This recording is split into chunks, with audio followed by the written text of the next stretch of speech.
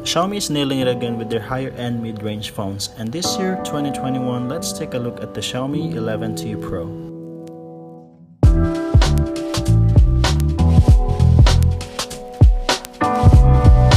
Okay, let's unbox this first.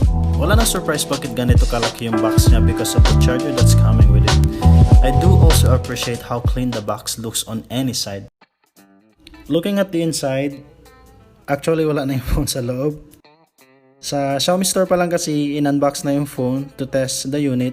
So yun, let's just skip the unboxing part. So ito na nga guys, no, this is the Meteorite Gray variant. Inside is the Snapdragon 888 processor with the Adreno 660 GPU, 12 gigs of RAM, and 256 gig of storage. This has an aluminum frame. At the front is a Corning Gorilla Glass Victus, and at the back, it's only a glass. Design-wise naman, no, na-surprise lang rin ako sa camera bump niya kasi hindi siya ganun kakapal. Sa taas, makikita natin yung IR blaster, saka yung speaker. Sa baba naman ay yung speaker rin, USB Type-C, saka SIM card slot, which is sadly walang SD card slot, yun lang. Sa left panel naman, andon yung volume buttons, saka power button, which also acts as a fingerprint scanner. Medyo flash siyang tingnan sa aluminum frame pero sobrang clicky niya pa rin. Left side is clean. Microphones naman, merong isa sa taas, sa baba, saka yung sa likod ng camera. Overall design-wise, this feels premium and solid. And you guess it, the back is really a fingerprint magnet. But coming out of the box is this clear case, which can protect the phone from your fingerprints. And this case is really well built for this phone.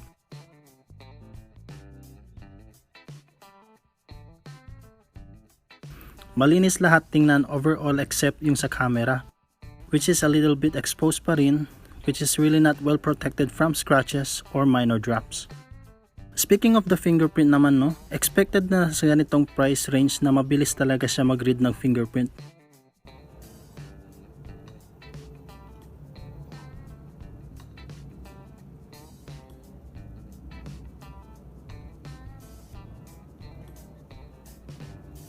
Kung curious kayo kung gaano siya ka-clicky yung buttons,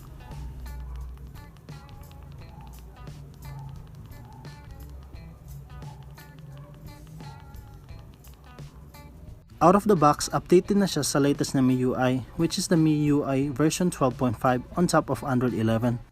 As you can see, medyo occupied na yung memory kasi I've installed some apps for my review, some games, and some media for consumption.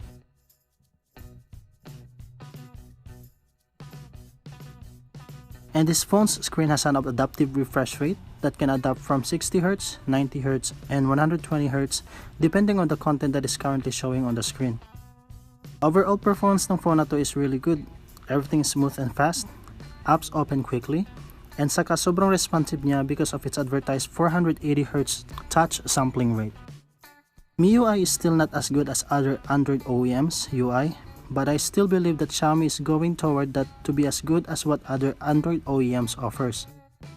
Kaunti lang mga bloatwares, ads are nowhere to be found, and apps are still running on the background because of the large 12GB of RAM plus the memory extension of 3GB.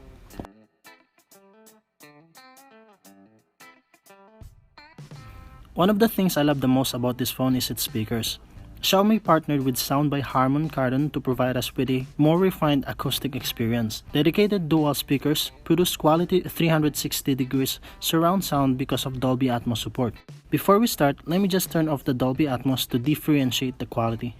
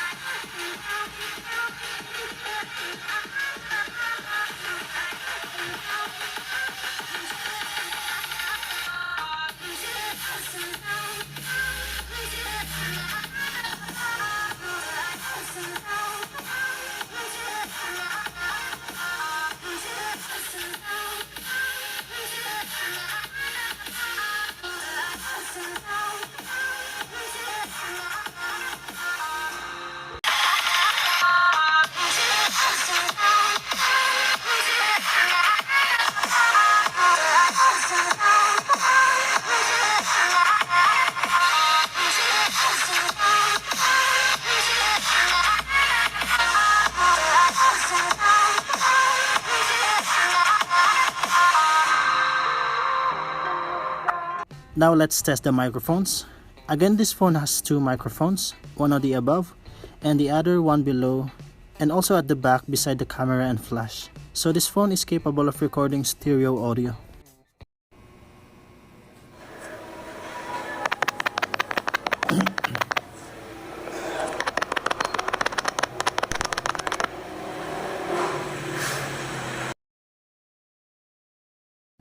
What's up guys, Epmos Tech here, and this is my review of the Xiaomi 11T Pro. So coming out of the box is this beast, the 120 watt charger of this phone. 120 watt, yes, you heard it right. Size comparison no, ganito siya kalaki versus the iPhone's 5 watt charger. So it's obviously heavier and larger when compared. Anyways, nabis lang talaga ako sa laki ng charger na to. Also, its cable has an orange accent on its ends or ports and it feels sturdy and premium overall. Now, all I can say is that this phone charges fast, like really fast. 17 minutes, 0 to 100% agad. Like, di ka pa tapos maligo full charge na phone mo. Kung ganun ka katagal maligo.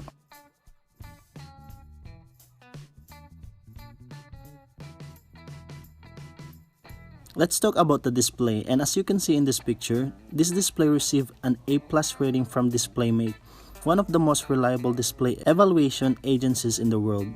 And based on my experience, all I can say is that this really has a good looking display in any content that you watch.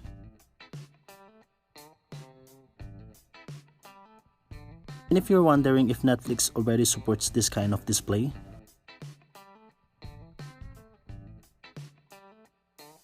gaming performance naman no, all the games that I used to test are all on their maximum graphics settings possible, and this phone can really handle it well. Medyo may konting lag lang pero all in all smooth gaming and yung touch response niya sa games are well calibrated. Okay, how about for the camera?